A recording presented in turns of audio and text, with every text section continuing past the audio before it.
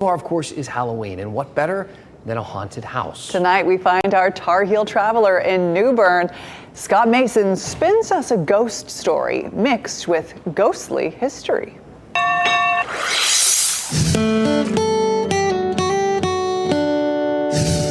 The William Hollister house in New Bern, a house with a history and a story and a ghost story. We have two ghosts. The ghost in the basement. But we had several workers tell us that they saw independently an old black man in a frock coat. There was a butler who lived in the basement in the 1800s. An old African-American man with white hair and a frock coat. Before I go to bed at night, I do a walkabout and make sure all the windows are locked. And the lights are off. And several times the next morning, we've gotten up and the lights are back on down in the basement. Because it's an old house, you always see and hear something. But smell something? This overwhelming scent. In the middle of winter. There's no flowers in our yard, and it was the most unbelievable, beautiful scent ever experienced. Janet Hollister, July 1881. Since these are leaded glass windows, we figured she signed it with one of her diamonds. Do you think she was happy with the work you were doing? I think she was and is thrilled. A house from the 1840s. People have died in that house.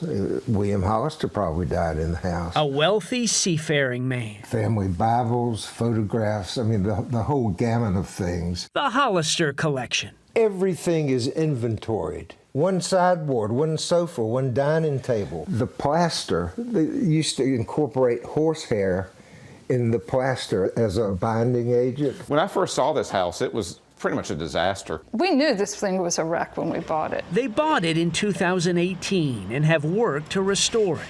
And with the work came the ghosts. And I felt her. I don't know how to describe that. You could feel her walk through you. Some of the workers refused to go back down into the basement, seeing things or hearing things. Oh, it's perfect. Perfect? It's got great karma, it's got great feel. I have felt nothing but contentment while I've been here. But it's got rope molding on it that was hand carved. I mean, the woodwork, the detail, the best of the best was in that house. So we're the first non-Hollisters to live in this house. Living with ghosts in this house, with lights and smells. Do you believe in all this?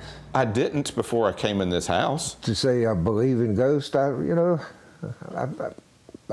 rule it out. But I have never felt anything negative. Just a happy, wonderful place. Wow, what great stewards of that house. The Hollister house has sat empty for 20 years, so these new owners feel the ghosts are pleased to see them renovating it to its original splendor.